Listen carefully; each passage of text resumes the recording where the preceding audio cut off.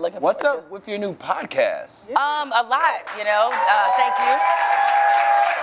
And I hope all those claps mean that you guys are all subscribers, or will be subscribing, or just do like you do all the time and borrow everybody else's password. You know, I'm just kidding, Spotify. I'm just kidding. No. Listen, I had a job. I'm not gonna say what company I was working for because they had to let me go, and they owe me some money. But I was temping there, and they had an office Spotify account that I used for like 2 years. Oh yeah. And I gave my sister the password, and then they changed it on me, and then I had to get my own Spotify. Hey, I'm on the Vice Spotify right now. Really? Oh, look at that. Vice got a Spotify. See, they didn't give her the password, but no.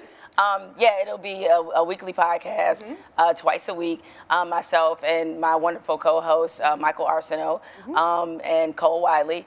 And yeah, I mean, we much like you guys do on this show, we just plan to kick it about some of the issues, some of the interesting things happening in our country today. We'll cover news, sports, politics, entertainment, pop culture, the whole gamut. So it'll be a hang. It's called Unbothered. Why is it called like Unbothered? Well, no, so you gotta say the full title, because my name is actually in the title for once. It's Jemele Hill is Unbothered. Is Unbothered. That's the full title, right?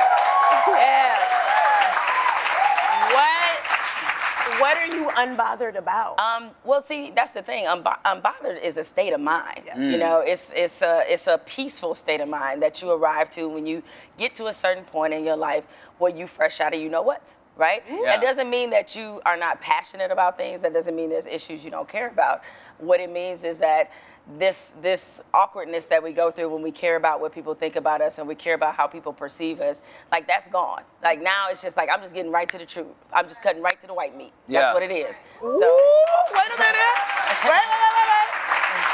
Speaking of white meat, you were in the news because you were on an interview with Wendy Williams, and it was cut off abruptly just as you were about to talk about President Trump. I feel like we have the clip. Are we gonna play it? Honestly, I thought I was saying basically that this couch is purple, right? I thought it was something that was obvious, especially after Charlottesville. I was very disappointed, like a lot of people, that the president. Will the heat get too high for one junior chef? Wow. But of all places, this happened only in the Atlanta affiliate of and Fox. on a Fox affiliate. So what were you about to say? Well, what I was about to say is, it seems like for a dude who claims to know the best words, one of the words he doesn't seem to know is white supremacy is wrong. And he has a very hard time.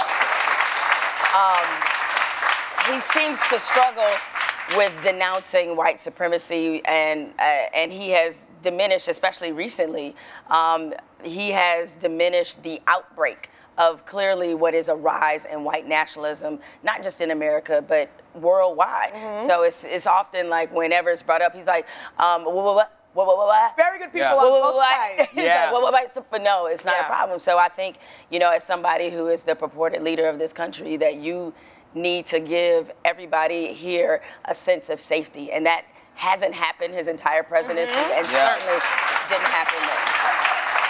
So that's what I was going to say, something thereabouts. I'm so glad that you said that. I'm also like, imagine we cut to the clip from yesterday and you had the same outfit on. I was going to say, that'd have been.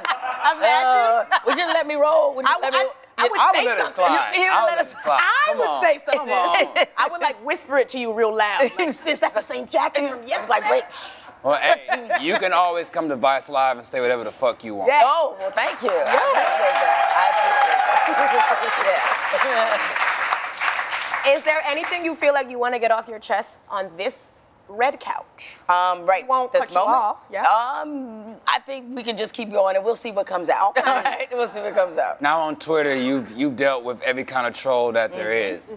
Yep. Do you ever bite your tongue and just keep it in your drafts? Well, yeah, there are times where I have to let some fish swim by. You know, that's for sure. We take a look at some of your Twitter drafts? You know what? I just realized I left my phone in the green How room. convenient.